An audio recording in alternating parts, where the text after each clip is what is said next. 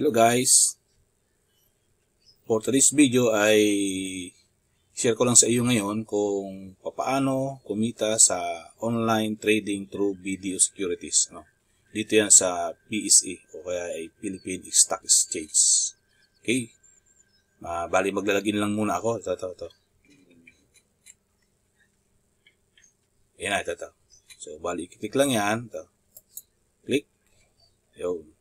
So dito ilalagay yung username na naka-register siyempre doon sa BDO Securities. At dito naman ay yung password. So for the meantime ay ilalagay ko lang muna dito.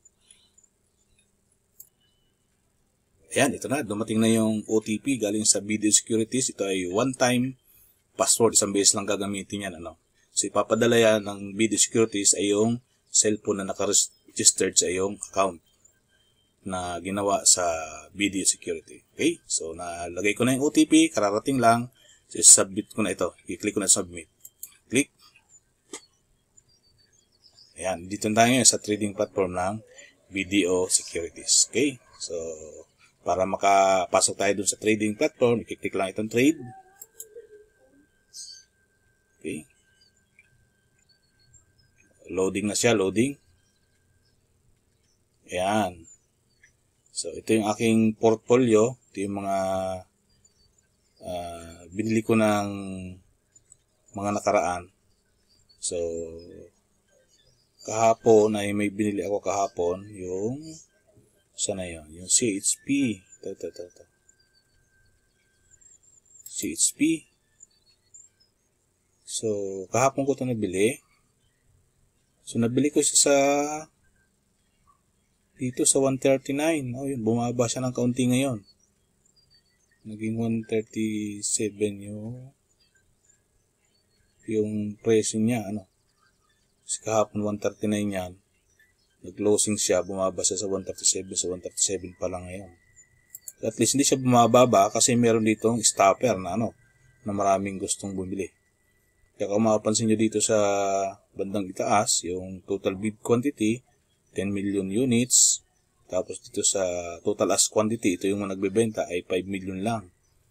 Makikita mo dito, mas malamang yung gustong bumili compare doon sa mga nagbebenta. Kaya may posibilidad na tumas din ito.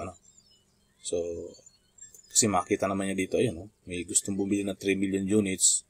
Kaya hindi siya makababa ngayon. So, andyan lang siya. So, bumaba lang siya ng 1.37. So, kung titingnan natin yung status niya, kasi kahapon ko ito nabili sa 1.39, ay tingnan natin sa, tingnan mo siya dito sa view portfolio. So, dito sa symbol, itatype mo yung CHP. Ayan, CHP. Ayan. Yan kasi yung symbol ng CHP CEMEX Philippines. Okay? So, pag nailagay mo na yun dyan, i-click mo itong submit para makita mo yung status niya. Ayan. So, nabili ko siya kahapon ng 4,000 units sa halagang 5,582. Sa presyo, ito yung price, 1.39. 1.39 price niya. Nabili ko siya. So, since bumaba siya ng kaunti ng 2 points, ito yung rate niya ngayon, 1.37. So, kaya may tinatawag tayong paper loss na 1.58 pesos. So, ang tawag dyan ay paper loss. Kapag nag-negative yung value ng pera dahil bumaba yung stock price, ang tawag dyan ay paper loss. So, hindi ka pa totally logi dyan hanggat hindi mo siya binibenta. So, ang gagawin dyan kapag ganyan naka-paper loss lang, ay hold ka lang muna. Kasi ang konsepto ng trading ay buy, hold, sell. Buy in the lower price and sell in the higher price. Okay? So, ganyan yung konsepto ng stock trading. So, hindi ka malulugi dyan hanggat hindi mo siya ibinibenta ng palugi. So, kung gusto mo ibenta ng palugi, ay nasa iyo na yun. Pero sayang naman, di ba? So, ang gagawin mo lang kapag ganyan bumaba ng presyo niya ay hold ka lang muna, hold. Okay? So, yan yung status ng aking nabiling stocks kahapon, yung CHP. Okay? So, balik tayo doon sa trading. lang yung ikis-ikis mo lang yan. Tapos, balikan mo lang yun. Ito.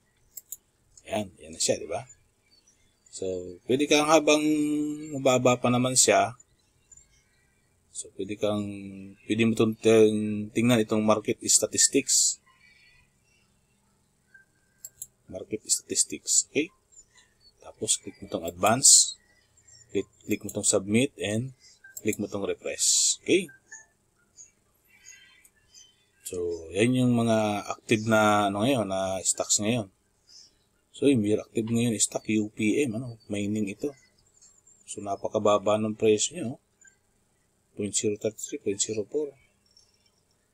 Kahapon wala ito So, ngayon lang siya naging active. Okay, yan yung mga active ngayon. Kung meron pa ito, Hispanic, 1.06 at 1.14. Yan. Ito yung top 10 gainers dito sa bandang kaliwa. Ito naman yung top 10 losers. Minsan, kapag active na masyado at biglang bumagsak na ganyan, minsan ito ang magandang bilhin itong KEP. Bumagsak siya from 270, bumagsak siya ng 245. So, subukan natin silipin yan. Try natin yan. Paano ba makikita yan?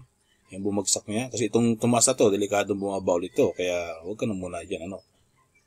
Kasi ngayon ko lang ito nakita Saka ang alam ko dyan sa UPM na yan ay close yan. Close yung mining company kasi yan. So, tingnan natin itong KEP. Punta ka lang dito sa buy. Tapos, type mo yung KEP. Kasi ito yung bumagsak. May panahon kasi na magandang bilhin niya. Ayun, KEP, 245 nga siya. Yung price niya from 270. Ayun, bumagsak siya. Ang laki ng ibinagsak niya. So, yung iba, yan ang binabantayan kung mayroon pang pondo. Kasi for the meantime, wala na tayong pondo ngayon. Kasi naibili na natin sa iba. 96 pesos na lang. So, wala tayong pambili dito. So, kung may pondo, pwede kang mag-bid dyan para masubaybayan mo rin yan. Okay? So, ganyan yung paraan para masubaybayan yung mga stocks na binibili dito sa stock market. Okay? For the meantime, ay hintayin natin itong tumaas kasi andito siya ngayon. Dito tayo nakabili. So, 136 ngayon, 137. Ayun. Okay? So, obserbahan natin yan ngayon buong maghapon kung ano igagalaw niyan. Para magkaroon ka ng idea, ito, bago ko ito binili, ay inilam ko muna yung history niyan, syempre. So, titingnan natin yung history niyan para meron kang idea. Paano ba pagtitingnan ng history niyan? Okay, dito sa punta ka sa dito.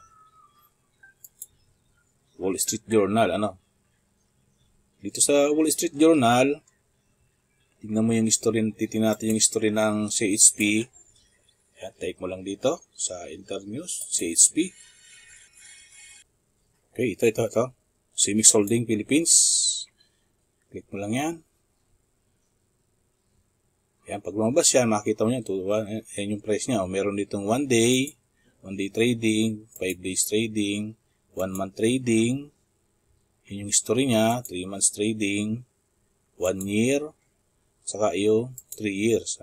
Kung titignan mo, ay mukhang naka-uptrend talaga siya. Naka-uptrend from 60 centavos noong December 2022. So, last 2 years, 60 centavos siya. Tapos, tumakas na siya. Nag-a-attempt na siyang tumaas. Parang naging 2 pesos na. Tapos, 2.16. Bumagsak ng 1.37 ngayon. Kaya meron siyang potential na tumaas na. Ngayon, kung gusto mo makita yung kabuuan ng trading niya, punta ka dito sa advanced charting. Ito. Click mo lang yan. Advanced charting. Ayan, lalabas ito. Ayun, ito yung kanyang trading sa loob ng 1 year. Ayan, 1 year. So, para malaman mo yung kabuuan ng trading, yung history niyan, i-click mo itong all.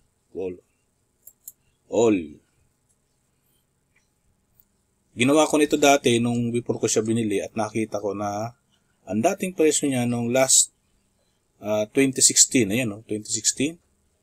11 pesos and 22 centavos. 22 centavos na yan. Tapos, bumagsak siya.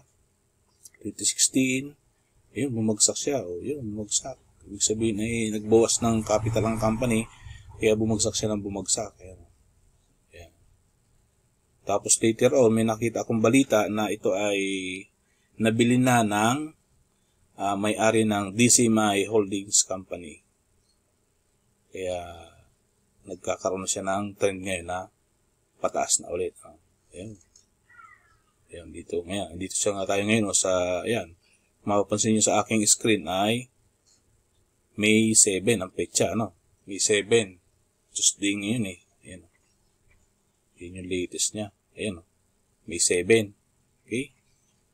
So, yan yung history niya, So, ganyan paraan ang gagawin nyo bago kayo bumili ng stocks, Para magkaroon kayo ng idea kung ano yung status niya. So, napansin ko dito, ito ay from 0.63 nung last year, 2022. Tapos dito ay nagkaroon ng bentahan dito sa bandang ito nung ngayong month lang. Nakita ko sa balita, kaya nagkaroon siya ng uptrend na presyo. Kaya binili ko siya sa halagang 1.39. Okay?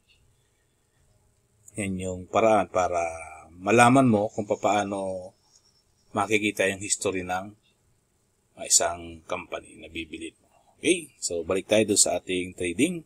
Click mo lang ito. Balik. Ayan. So, mahalaga yung pag-aaral sa mga company para mayroon kang idea kung ano yung company na bibili mo. Kasi, ganyan nakita natin kanina, from 11 pesos, bumagsak siya ng 60. Ngayon, ang presyo niya ngayon ay 1.37 kasi iba na ang may-ari ng company ito. Yung may-ari na ng DCMI Holding Corporation ayon sa balita. Pwede nyo rin siyang i-research para malaman nyo yung kabuuang kwento. Okay? For the meantime, ay hihintayin natin ito kung ano ang mangyayari dito sa trading kong ito. Kasi bumaba siya ngayon. Umpisa nang nabili ko siya kahapon. Okay? Hello guys, magandang araw. Kung mapapansin nyo dito sa ating screen ay ang petsa ay May 9. May 9. So updated ito dun sa binili nating nakaraan na stocks na CHP. So para makita mo yun ay click natin itong trade. Okay? Kasi nakapag-login ako dito sa aking account. Click ko na itong trade. Yan. Okay. So loading siya, loading. Hintayin lang natin na kaunti. So, CHP, yung binili natin nung nakaraan, CHP, ito. 146 na siya ngayon. Ang closing price niya nung nakaraan ay 1.36. So, nabili natin siya sa 1.39. So, ngayon, ang price niya ay 1.46, ayun. So, may gusto buo ng 147, so ang ceiling price ay 148. Okay, so tingnan natin kung magkano lang tinubo natin yan. Kasi ang pagkakabili natin yan dito sa 1.49 nung nakarang araw. Okay? Punta natin kung magkano ang kinita niyan. Okay? I-type mo lang to. Dito. Ito. Tingnan mo itong view portfolio. Ayan, view portfolio. Okay? Tapos dito sa bandang kaliwa, dito sa symbol, PEC symbol, click mo lang yan. I-enter mo itong CHP. Yan yung pangalan ng stocks na binili mo. Okay? Tapos dito sa submit, sa bandang kanan, i-click mo yung submit. Para makita mo yung details kung magkano na yung ating kinita. Doon sa nabili nating stock price na ang halaga ay 1.39 ng nakarang araw. Okay, ito yung CHP detail. 4,000 units sa price yung 1.3957 sa halagang 5,582. So, ang rate niya ngayon ay 1.46. So, ang tumubo na siya ng 1.99. 1.99. Ayos na rin, di ba? Kahit paano tumutubo siya. Di ba? Tumutubo siya. Pero kung isi-sell mo yan sa 146, pero kung isi-sell mo yan sa 1.49, ay mas mataas siyempre yan. Kasi sa iba pang mas mataas na presyo. So, ganyan yung paraan ng pagtitingin kung magkano ang iyong gain o kaya ay loss dun sa trading na ginawa mo dito sa Video Securities. Okay? Yan yung client portfolio gain and loss. Kapag yun ay negative, ang tawag doon ay paper loss. Lugi ka ng konti, pero okay lang yun kasi tataas din naman yan. Tutubo yan. Pero kapag yun ay walang negative dyan, ibig sabihin may tubo yan. Ito yung gain. Okay? So, yan yung detail ng aking nabiling stock na CSP sa quantity na 4,000 units sa halagang 1.39. Na ngayon, ang rate ay 1.46 na. So, tumubo na siya ng 7 points, di ba? 139 dito, 146, ibig sabihin tumubo siya ng 7 points. Okay, balik na tayo doon sa trading. I-exit lang yan, i-X lang ito. X lang. Tapos, trading. Click ulit yung trade. Ayan, oh.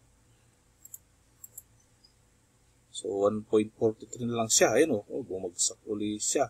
So, okay lang yan. So, 5 points na lang. So,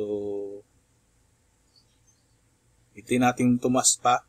At, possible tataas pa dito yan sa 150. So, hintay-hintayin natin, ha. Ayan, tumataas na. 145 na ulit siya. Ayan. So, marami naman kasing nagbibili. Kasi kung papansin mo dito sa, ayan, sa total bid niya ay 11 million compared doon sa nagbibenta ng 8 million lang.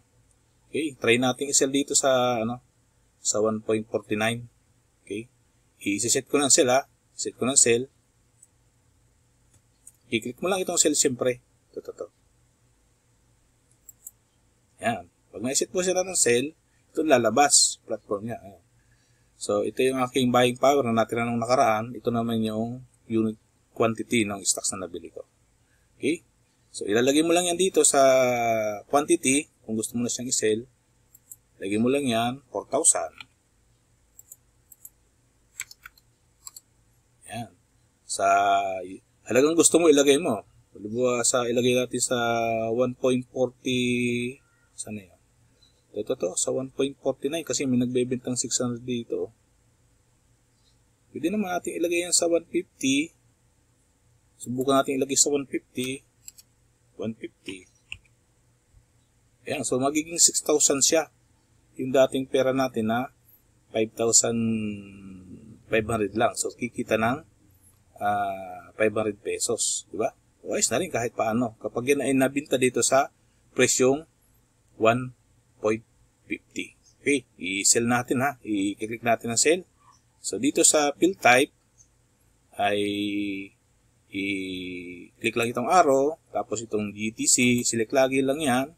Ibig sabihin yan ay good to cancel. Anytime pwede mo siyang i-cancel o kaya ay i-edit yung details nitong quantity na hawak mo. Okay? So, isi-sell na natin. I-click mo lang itong sell. Yung 4,000 na, kung mapapansin, dyan yan. So, set na natin sa 1.50.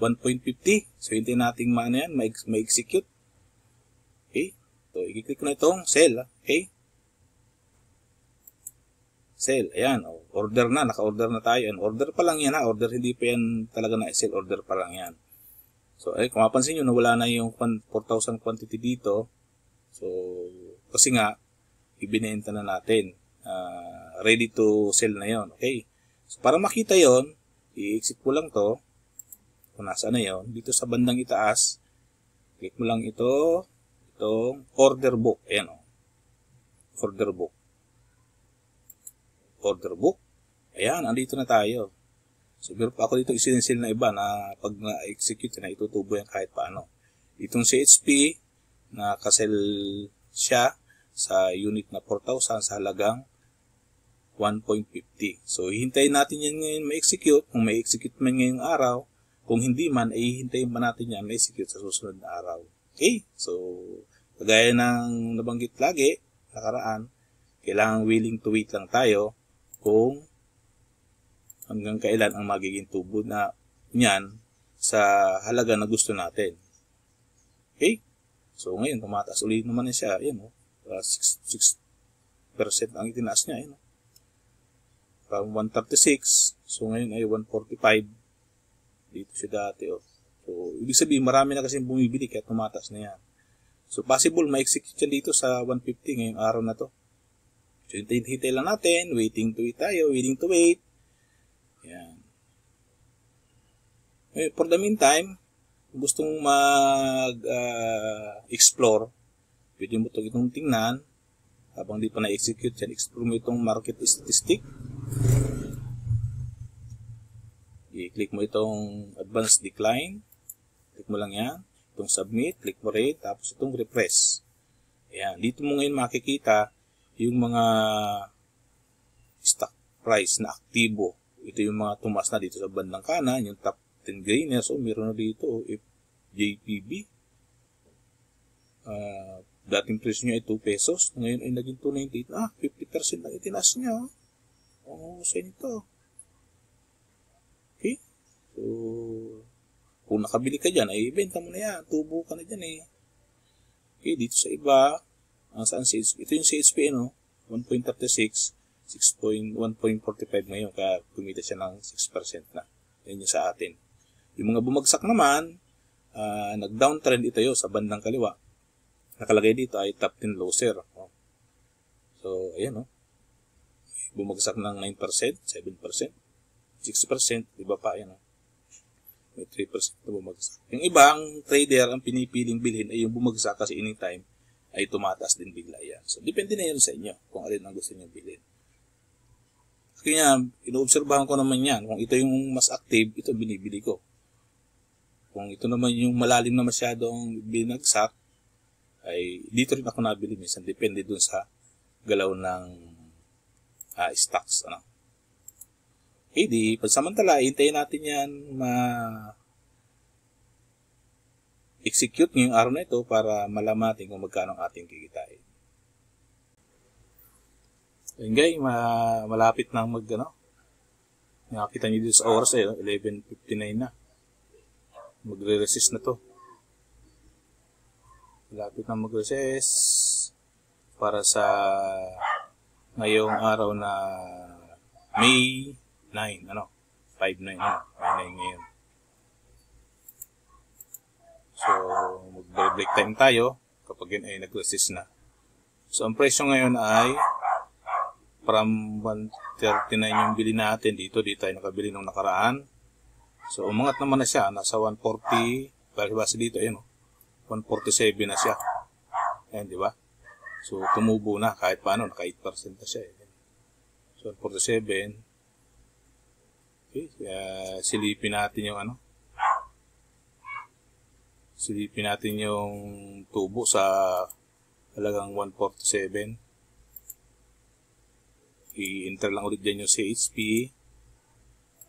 So, magkaroon lang tayo ng idea kung magkano yung tinutubo kahit paano. Kung small investor ka, ganyan talaga. Pero kung malaki ang investor ka, ayan tumubo na siya ng 238 pesos. Ayan, di ba? Kasi from 139, halos 1.40 yan, naging 147 na ngayon, right? Ayan, tumubo na siya ng 238 pesos. Di ba? Kumikita kahit paano. Okay. So, balik tayo dun sa trading platform. Ayan, resist na. Ayan, nakita nyo naman yung oras, alas 12. Alas 12 na ng tanghali, resist na. So, break time muna tayo, guys. Ang presyo ay sa halagang 147. Tingnan natin mamayang alauna kung ano ang mangyayari dyan, kung tataas ba yan o kung bababa. Okay. Break time muna tayo. Kainan muna, kainan.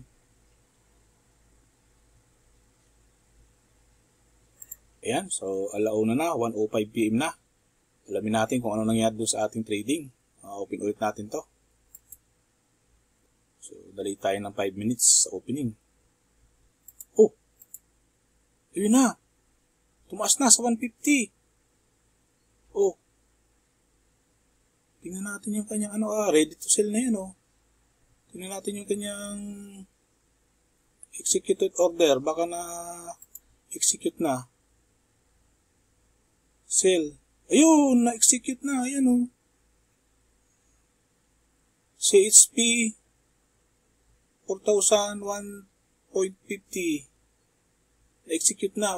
Eksaktong alauna. 13:00 dito. 32 seconds. Pag-open ng market ng hapon, na-execute na agad yung ating order na sell sa halagang 1.50. Okay.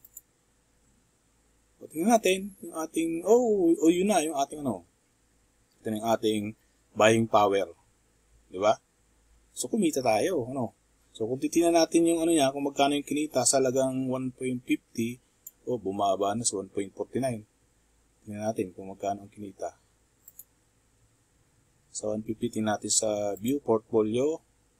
Enter ulit dito yung symbol. Yan, naka-enter na yung symbol, CHP. Submit. So ngayon, 149 siya. Ang kinita niya ay 318. So ibig sabihin, kung 1.50 yung rate niyan, kasi sa 150 na bili, mas mataas pa yan sa 318 yung kinita ng trade ngayon sa stocks na CHP. Okay, sa quantity na 4,000 lamang yan, ang puhunan ay 5,582. So naging ang value ng pera ngayon ay 5,901. So kumita siya ng 318 plus. Kasi ngayon 149 siya, kanina 150, di ba? So okay. Kumita tayo ngayon sa trading sa ating stocks na CHP. Okay? Diba? Ayan o. Wala na yung ating, kasi andito na siya o. So, yung puhunan natin na galing sa YouTube, na kinita na 6,200 plus nung nakaraan, ito na yon. Naging 7,365. Na kumita na siya ng 1,000 kahit paano. Kung ikaw ay isang YouTuber, at kumikita ka ng daily na $1, kasi small-time YouTuber lang naman tayo, tapos kumikita ka pa dito sa stocks ng kahit paano, ay malaking dagdag din sa investment yan, di ba? Okay. Yun. So ngayon, since nabili na yan, na-execute na yan sa halagang 150, so ang gagawin sa susunod ay mag-o-observe naman ulit tayo. Kung yun ay bababa dito sa 140 o kaya ay sa 141, bibilhin ulit natin yan. Mag-ano ulit tayo dyan. Magbibid. Okay. Mas maganda siguro sa iba naman. No? Kasi tumaas na siya eh. So, hindi na natin bumagsak yan dito. Kung bumagsak ulit yan dito, di saka natin bibilhin. For the meantime, ay mag-try tayo sa iba. Okay? So, titingnan natin dito sa market statistics. Okay? Tingin tayo dito. Click mo lang yung advance. Click mo yung submit. Then, click mo yung refresh. Okay. Sa ngayon, so try natin itong SPM. Try natin to kasi ang bagsak niya ay 0.14%. Negative 14% yung binagsak niya. For the meantime, maobserbahan natin yan. So ngayon, ipapakita ko ngayon sa inyo kung paano naman mag-buy. Okay? For the meantime, SPM. So, para makabay ka, since hinihintay pa natin yung bumagsak ulit, pwede tayo mag-buy naman sa iba. Obserba natin yung SPM na nakita natin. SPM. Kaya type mo lang yun dito sa stocks, SPM. So, for the meantime, may magbibid lang muna tayo dito para maobserba natin yung galaw na yan. Kung mapapansin mo, ang presyo niyan dito sa bid ay 105. Ang selling price niya, 139. So, masyadong malaki yung agot niya. Kaya kapag ibig sabihin, pag nag-bid tayo dito sa 1,000, subukan mo natin sa 1,000 Kung hindi mo pa kabisado yung stocks, mas maganda maobserbahan mo muna yan. So, pinaka-the best niyan, ay mag-buy ka lang muna ng 1,000 units. Okay? 1,000 units. Ang purpose niyan, ay para maobserbahan lang muna. So, for the meantime, ang ibabay lang muna natin, ang ibibid natin dito sa halagang 1 point. So, taas tayo ng kaunti, So, taas tayo ng kaunti. Okay? Yan. So, ganyan naman ang pagbabay dyan. Pag magbabay ka, lagi kang magbibid ng bagsak presyo.